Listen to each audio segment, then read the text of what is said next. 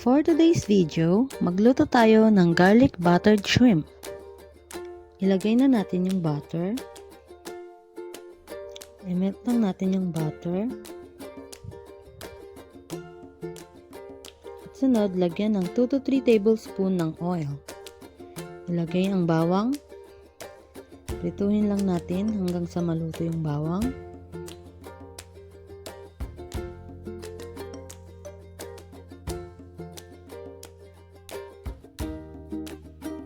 Next, ilagay na natin yung shrimp.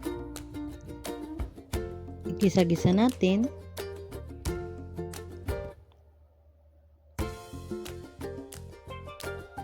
Lagyan natin ng konting paminta at magic sarap. Lagyan natin ng Sprite, pero wag ilalagay lahat. Lagyan natin ng shrimp cubes para mas malinamnam. Lagyan ng oyster sauce.